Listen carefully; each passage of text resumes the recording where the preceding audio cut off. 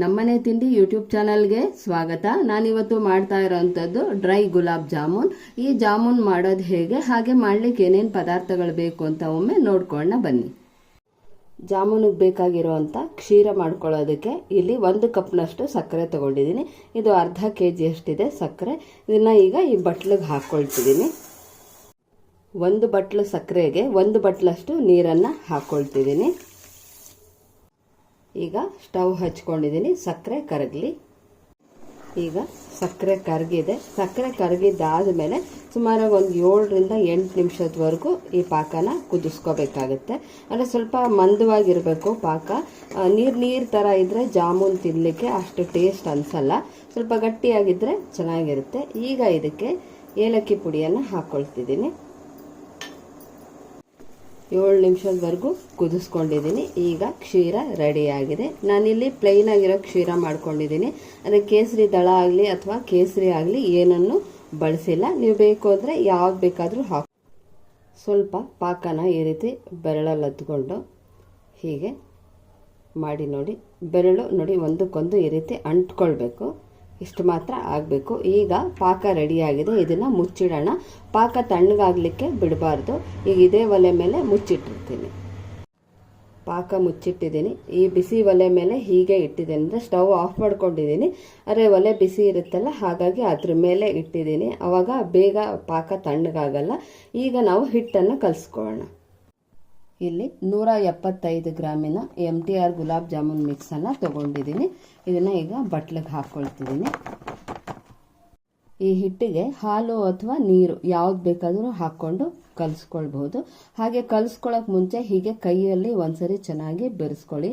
ಸಣ್ಣ ಸಣ್ಣ ಗಂಟುಗಳಿರುತ್ತಲ್ಲ, ಅದನ್ನೆಲ್ಲ ಕ್ಲೀನಾಗಿ ಈ ರೀತಿ ಒಡ್ಕೊಳ್ಬೇಕು. ಈಗ ಈ ಹಿಟ್ಟಿಗೆ ಹಾಲು ಹಾಕ್ಕೊಂಡು ಕಲಿಸ್ಕೊಳ್ತಿದ್ದೀನಿ. ಅದೇ ಸ್ವಲ್ಪನೇ ಹಾಕ್ಕೊಳ್ಳಿ. ಈಗ ಫಸ್ಟಿಗೆ 3 ಸ್ಪೂನ್ನಷ್ಟು ಹಾಕ್ಕೊಳ್ತಿದ್ದೀನಿ. ಅದೇ ಸ್ವಲ್ಪನೇ ಹಾಕ್ಕೊಂಡು ಕಲಿಸ್ಕೊಳ್ಬೇಕು. ನೀವು ನೀರು ಬೇಕಾದರೂ ಹಾಕ್ಕೊಂಡು ಕಲಿಸ್ಕೊಳ್ಬಹುದು. ಹಾಲೇ ಹಾಕ್ಕೊಳ್ಬೇಕು ಅಂತ ಏನಿಲ್ಲ. ಮತ್ತೆ 2 ಸ್ಪೂನ್ ಹಾಕ್ಕೊಳ್ತಿದ್ದೀನಿ. ಇದೇ ರೀತಿ ಸ್ಪೂನ್ನಲ್ಲೇ ಸ್ವಲ್ಪ ಹಾಕ್ಕೊಂಡು ಕಲಿಸ್ಕೊಳ್ಳಿ. ಈಗ ನೋಡಿ ಜಾಮೂನ್ ಹಿಟ್ಟು ಕಲಿಸ್ಕೊಂಡಿದ್ದಾಗಿದೆ. ಇಷ್ಟು ಗಟ್ಟಿಯಾಗಿ ಕಲಿಸ್ಕೊಂಡಿದ್ದೀನಿ. ಕಲಿಸ್ಕೋಬೇಕಾದ್ರೆ ತುಂಬ ಒತ್ತಿ ಎಲ್ಲ ಕಲಿಸ್ಕೊಳ್ಳೋಕೆ ಹೋಗಬೇಡಿ. ಮೃದುವಾಗಿ ಇದನ್ನು ಕಲಿಸ್ಕೋಬೇಕು ಹಿಟ್ಟನ್ನು. ಹಾಗೆಯೇ ನೀರಾಗಲಿ ಹಾಲಾಗಲಿ ಹಾಕೊಂಡು ಕಲಿಸ್ಕೊಳ್ಬೇಕಾದ್ರೆ ಸ್ವಲ್ಪನೇ ಹಾಕೊಂಡು ಕಲಿಸ್ಕೊಳ್ಳಿ. ಇದು ತುಂಬ ಮೆತ್ತಗಾಗೋಗ್ಬಿಟ್ರೆ ಜಾಮೂನು ಕರೆದಿದ್ದನ್ನು ಪಾಕಕ್ಕೆ ಹಾಕಿದ ತಕ್ಷಣವೇ ಒಡ್ಕೊಂಡು ಬಿಡುತ್ತೆ. ಉಂಡೆಯಾಗಿ ಇರಲ್ಲ, ಅವಾಗ ಚೆನ್ನಾಗಿರಲ್ಲ. ಈ ರೀತಿ ನೋಡಿ ಇಷ್ಟು ಚೆನ್ನಾಗಿ ಕಲಿಸ್ಕೊಳ್ಬೇಕು. ತುಂಬ ಮೆತ್ತಗೆ ಕಲಿಸ್ಕೊಳ್ಳೋಕೆ ಹೋಗಬೇಡಿ. ಅಕಸ್ಮಾತ್ ನೀರು ಅಥವಾ ಹಾಲು ಜಾಸ್ತಿಯಾಗಿ ಸ್ವಲ್ಪ ಮೆತ್ತಗೆ ಕಲಿಸ್ಕೊಂಡಿದ್ದೀನಿ ಅಂತ ಅನ್ಸಿದ್ರೆ ಅವಾಗ ಹಾಲಿನ ಪುಡಿ ಇದ್ರೆ ಸ್ವಲ್ಪ ಹಾಲಿನ ಪುಡಿ ಹಾಕಿ ಕಲಿಸ್ಕೊಳ್ಳಿ. ಅದಿಲ್ಲ ಅಂದರೆ ಮೈದಾ ಹಿಟ್ಟು ಹಾಕ್ಕೊಂಡು ಕಲಿಸ್ಕೊಂಡು ಸ್ವಲ್ಪ ಗಟ್ಟಿಯಾಗಿ ಮಾಡಿಕೊಂಡು ಹಾಗೂ ಕೂಡ ಮಾಡ್ಕೋಬೋದು. ಬಟ್ ಅದೆಲ್ಲ ಅಷ್ಟು ಟೇಸ್ಟ್ ಬರಲ್ಲ. ನೀವು ಕಲಿಸ್ಕೊಳ್ಬೇಕಾದ್ರೇ ಸ್ವಲ್ಪ ನೋಡಿಕೊಂಡು ಕಡಿಮೆ ನೀರು ಅಥವಾ ಹಾಲು ಹಾಕ್ಕೊಂಡು ಈ ರೀತಿ ಕರೆಕ್ಟ್ ಹದದಲ್ಲಿ ಕಲಿಸ್ಕೊಳ್ಳಿ. ಈಗ ಇದನ್ನು ಒಂದು 5 ರಿಂದ 6 ನಿಮಿಷದವರೆಗೂ ಮುಚ್ಚಿಡೋಣ. ಈಗ ತೆಗೆದು ನೋಡೋಣ. ಹಿಟ್ಟು ಚೆನ್ನಾಗಿ ನೆನ್ಕೊಂಡಿದೆ. ಈಗ ಇದನ್ನೊಂದ್ಸರಿ ಹಗುರವಾಗಿ ಕಲಿಸ್ಕೊಳ್ತೀನಿ. ಕೈಗೆ ಸ್ವಲ್ಪ ತುಪ್ಪ ಹಚ್ಕೊಂಡಿದ್ದೀನಿ.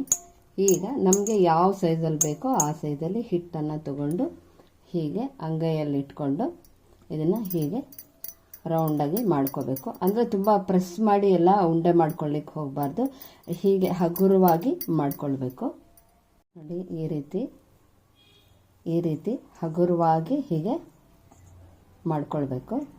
ಇದ್ರ ಮೇಲ್ಗಡೆ ಯಾವುದೇ ರೀತಿಯಾದಂಥ ಕ್ರಾಕ್ಗಳು ಇರಬಾರ್ದು. ಈ ರೀತಿ ನೀಟಾಗಿರಬೇಕು, ಬಾಲ್ ಥರ.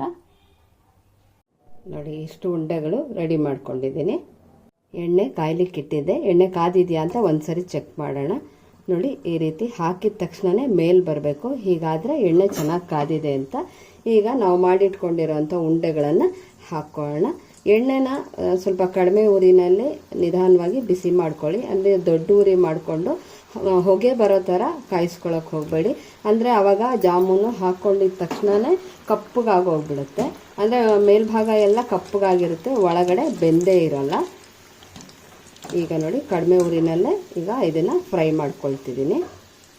ಈಗ ನೋಡಿ ಜಾಮೂನ್ಗಳು ರೆಡಿಯಾಗಿದೆ.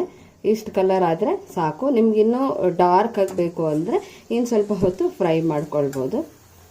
ನೋಡಿ ಎಷ್ಟು ಚೆನ್ನಾಗಾಗಿದೆ ಅಂತ ಹೇಳಿ, ಗೋಲ್ಡನ್ ಕಲರು ಎಷ್ಟು ಚೆನ್ನಾಗಿದೆ. ಇದನ್ನು ಈಗ ಒಂದು ಪ್ಲೇಟ್ ಮೇಲೆ ಒಂದು ಅರ್ಧ ನಿಮಿಷ ಹೀಗೆ ಹಾಕಿರೋಣ.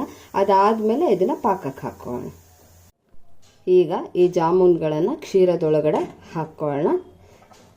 ಕ್ಷೀರ ಬಿಸಿಯಾಗಿರಬೇಕು. ಅಕಸ್ಮಾತ್ ಏನಾದರೂ ತಣ್ಣಗಾಗಿದ್ರೆ ಮತ್ತೆ ಸ್ವಲ್ಪ ಬಿಸಿ ಮಾಡ್ಕೊಳ್ಳಿ. ಇದು ಬಿಸಿ ಇದೆ, ಇನ್ನು ಹಬೆ ಬರ್ತಾ ಇದೆ, ಹಾಗಾಗಿ ಈಗಲೇ ಹಾಕ್ಕೊಂಡಿದ್ದೀನಿ. ಜಾಮೂನ್ಗಳೆಲ್ಲನೂ ಪೂರ್ತಿಯಾಗಿ ಮಾಡಿಕೊಂಡು ಈ ರೀತಿ ಕ್ಷೀರದೊಳಗಡೆ ಹಾಕ್ಕೊಂಡಿದ್ದೀನಿ. ಈಗ ಇದನ್ನು 1 ಗಂಟೆ ಹೊತ್ತು ಹೀಗೆ ನೆನ್ಕೊಳ್ಳಿಕ್ಕೆ ಬಿಡೋಣ. ಇದನ್ನೀಗ ಮುಚ್ಚಿಡ್ತಾ ಇದ್ದೀನಿ. ಜಾಮೂನ್ಗಳನ್ನು ಕ್ಷೀರದಲ್ಲಿ ಹಾಕಿ ಅರ್ಧ ಗಂಟೆ ಆದಮೇಲೆ ಒಂದ್ಸರಿ ಎಲ್ಲನೂ ಈ ರೀತಿ ತಿರುಗಿಸಿ ಹಾಕ್ಕೊಳ್ಳಿ. ಅಂದರೆ ಕೈಯಲ್ಲಾದರೂ ಹಾಕ್ಕೊಳ್ಬೋದು, ಬಿಸಿ ಇದ್ದರೆ ಸೌಟ್ನಲ್ಲಾದರೂ ತೆಗೆದುಬಿಟ್ಟು ಈ ರೀತಿ ಉಲ್ಟಾ ಮಾಡಿ ಹಾಕ್ಕೊಳ್ಬಹುದು. ಆವಾಗ ಎರಡೂ ಕಡೆ ಚೆನ್ನಾಗಿ ನೆನ್ಕೊಂಡಿರುತ್ತೆ. ಈಗ ಇಲ್ಲೊಂದು ಪ್ಲೇಟ್ ಇಟ್ಕೊಂಡಿದ್ದೀನಿ. ಪ್ಲೇಟ್ ಮೇಲೆ ಈ ರೀತಿ ತೂತ್ ಬಟ್ಲನ್ನು ಇಟ್ಕೊಂಡಿದ್ದೀನಿ. ಈಗ ಚೆನ್ನಾಗಿ ನೆಂದಿರುವಂಥ ಜಾಮೂನ್ಗಳನ್ನು ಇದರಲ್ಲಿ ಇಟ್ಕೊಳ್ಳೋಣ. ಈ ರೀತಿ 8 ಜಾಮೂನನ್ನು ನಾನಿಲ್ಲಿ ತೆಕ್ಕೊಂಡಿದ್ದೀನಿ. ಈ ಜಾಮೂನ್ಗಳು ಒಂದು 10ರಿಂದ 15 ನಿಮಿಷದವರೆಗೂ ಡ್ರೈ ಆಗಲಿಕ್ಕೆ ಬಿಡೋಣ. ತುಂಬ ಹೊತ್ತು ಬಿಡೋದು ಬೇಡ, ಒಂದು 10ರಿಂದ 15 ನಿಮಿಷ ಬಿಟ್ಟರೆ ಸಾಕು. ನೋಡಿ, ಈಗ ಜಾಮೂನ್ಗಳು ಸ್ವಲ್ಪ ಡ್ರೈ ಆಗಿದೆ. ಈ ರೀತಿ ಕ್ಷೀರ ಎಲ್ಲ ಸ್ವಲ್ಪ ಕೆಳಗಡೆ ಬಂದಿದೆ. ನಾನಿಲ್ಲಿ ಒಂದು ಸ್ಪೂನ್ ಇಟ್ಕೊಂಡು ಇದಕ್ಕೆ ಹೀಗೆ ಓರೆಯಾಗಿ ಇಟ್ಟಿದ್ದೆ, ಈ ಜಾಮೂನಿಂದು ಪಾಕ ಎಲ್ಲ ಇಳ್ಕೊಳ್ಳಿ ಅಂತ ಹೇಳಿ. ಅಥವಾ ನೀವು ಕೆಳಗಡೆ ಒಂದು ಬಟ್ಲು ಬೇಕಾದರೂ ಇಟ್ಕೊಳ್ಬಹುದು. ಈಗ ಇಲ್ಲಿ ಒಣಕೊಬ್ಬರಿ ಪುಡಿಯನ್ನು ಇಟ್ಕೊಂಡಿದ್ದೀನಿ. ಒಣಕೊಬ್ಬರಿದು ಮೇಲ್ಗಡೆ ಹೊಟ್ಟೇನಿರುತ್ತೆ ಅದನ್ನೆಲ್ಲ ತೆಗೆದುಬಿಟ್ಟು ತುರಿದು ಮಿಕ್ಸಿಗೆ ಹಾಕಿ ಈ ರೀತಿ ಪುಡಿ ಮಾಡಿ ಇಟ್ಕೊಂಡಿದ್ದೀನಿ. ಅಥವಾ ನೀವು ಒಣಕೊಬ್ಬರಿನ ಸಣ್ಣ ಸಣ್ಣದಾಗಿ ಹೆಚ್ಚಿ ಬೇಕಾದ್ರೂ ಪುಡಿ ಮಾಡ್ಕೊಳ್ಬಹುದು. ಈ ಒಣಕೊಬ್ಬರಿ ಬೇಡ ಅಂದರೆ ನೀವು ಡೆಸಿಕೇಟೆಡ್ ಕೋಕೋನಟ್ನ ಬೇಕಾದರೂ ಉಪಯೋಗಿಸ್ಕೊಳ್ಬಹುದು.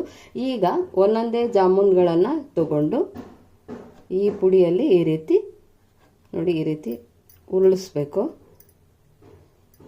ನೀವು ಸಕ್ಕರೆ ಪುಡಿನಾದರೂ ಬಳಸ್ಬೋದು, ಅಥವಾ ಈ ರೀತಿ ಒಣಕೊಬ್ಬರಿ ಪುಡಿನಾದರೂ ಬಳಸ್ಕೊಳ್ಬಹುದು.